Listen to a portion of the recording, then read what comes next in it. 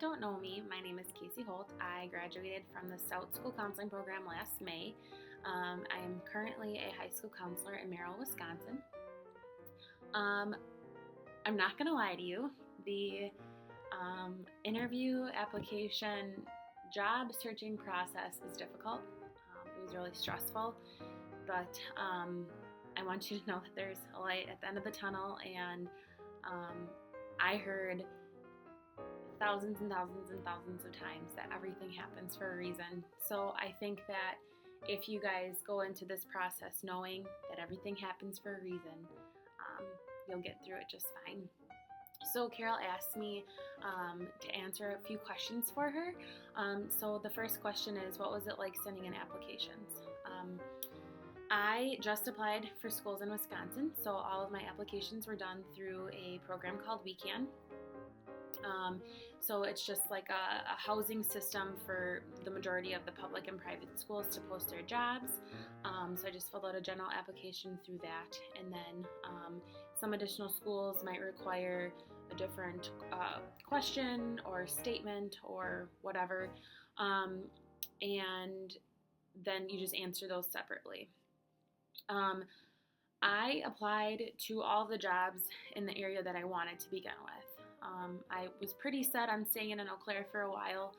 That's where I had went to school, my undergrad, so I'd lived in Eau Claire for 6 years, so that's really where I wanted to stay if I could.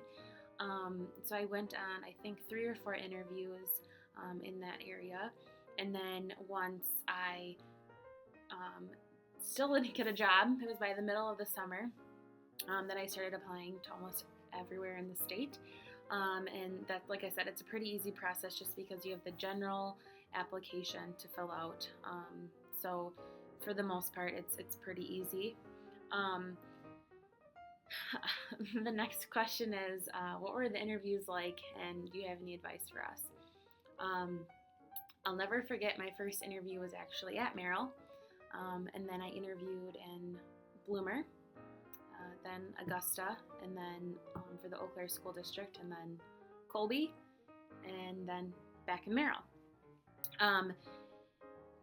My first interview sucked.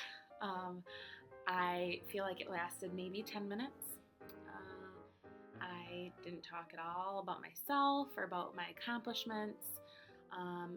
It was very difficult for me to find words to answer their questions. So it really gave me a lot of time to reflect on how to make myself better. So I felt with each interview I was doing better and better and better. Number one, be able to talk about yourself. For sure, you have to be able to make them remember you. You have to sell it, because you have to have faith in yourself that you can do the job. You have to make them believe that you're ready for it. Number 2, I would say the biggest thing for me was researching the schools. For the most part, I interviewed at smaller school districts, so there's things that they're really proud of. So make sure that you're researching that, and that you're really hitting home on that in your interview. For instance, the Augusta School District, their elementary school had been voted something like the best school in the state or something for PBIS, and that was something they posted on their website. So I told them, that's something I'm really interested in being a part of. It's really important to me, so make sure you know those things going into it. And then maybe not so much the interview itself, but after the interview. Make sure you're always sending an email to the people that interviewed you and thanking them for their time. It kind of just gives them an extra, hey, they're there, they're thinking about this, it's important to them. And if you don't get the job, I think it's really important to call the principal or HR, whoever was interviewing you, and ask what you can do better. Because there's so much shuffling and so much moving around in school districts that there's a very good possibility that they can have somebody accept their position that you did not get, and later down on the road in the summer or whatever, that they take a different position. If you made a difference to them, you might be the first person they call to get that second offer. So I think it's really important to make a good first impression, and but even if you didn't get the job, take it humbly and learn from it. Like I said, I'm at Merrill High School. I don't know. I left the interview excited. I came into a position where there was 2 retirees leaving, and so there's 2 new counselors being hired, and the principal said, "We are ready for change. This is the time." So that made me really excited that we could come in and we could make our mark and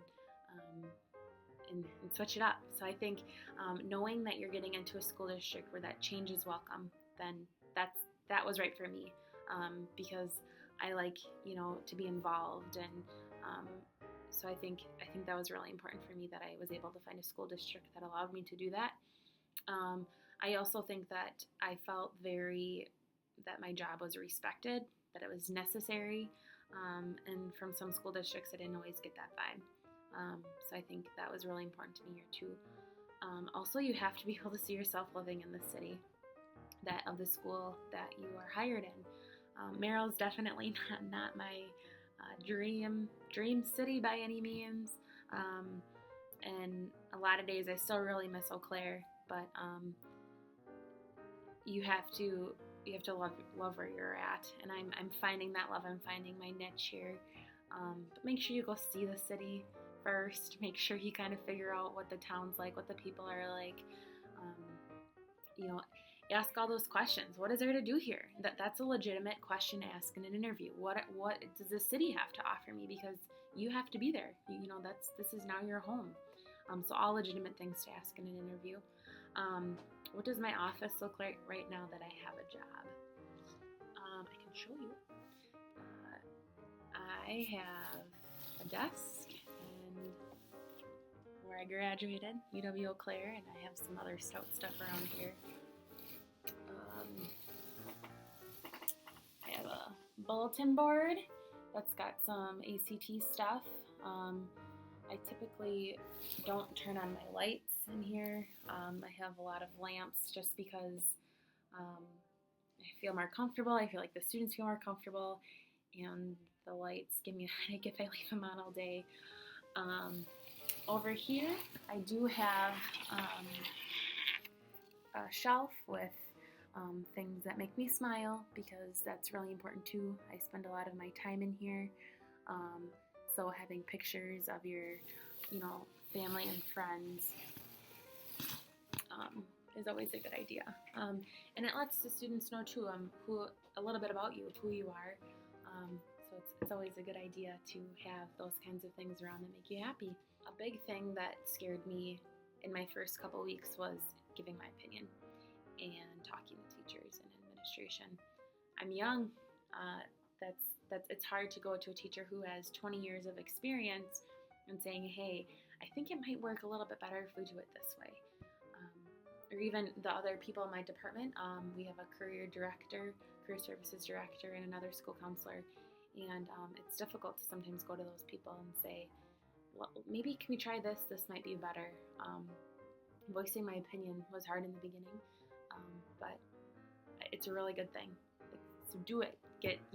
Change can't happen if they don't have your ideas. So I think that was my biggest thing, was talking to the veteran staff. So kind of Carol just asked me to give my last minute advice. My first semester was really hard. The first couple of weeks I went to bed super early, but I was getting into work at like 6:30, staying till 6:30. So it was tough. I was really tired, but that's okay. It doesn't last forever. Another piece of advice would be take care of yourself. Go to bed early. Eat lunch, okay? I know days are busy. Take that 30 minutes in your day and leave your office and go sit. Another thing that they tell us to do is maybe not to always eat lunch in the staff lounge. As school counselors, we know a little bit more about students than a lot of the staff. So I think if you feel it's a negative environment where you might catch yourself talking about other students or other staff or administration, get out. It's not a place you want to be. I eat lunch with my department. So I think that's kind of what works best for me here. Be crazy, think outside the box, do silly stuff, and get involved. My very first week, the staff sent out an email for the staff skit for homecoming, and we had a dance to Thriller in front of the entire student body, and it was pretty nerve-wracking, but the students noticed me, and they saw me later in the hall, and they thought that was really cool that I did that. I also coached volleyball, another way to get involved and to see the students outside of their normal environment. I went, to the fall play, to football games, to anything that you can do is really important to see those students outside of that school environment.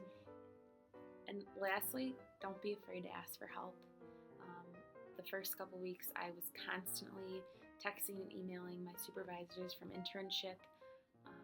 They taught me, and I currently run my job how I learned to an internship. So anything I forgot, or I thought we could do better here, that was working at my internship at North. I was in immediate contact with them, and they I think that they like to know that the time I was at North made a difference in my life and in my career. So they never hesitated to take my call, and so I think that's a big thing too. And don't forget Carol and your professors at the university. They like to be asked for help too.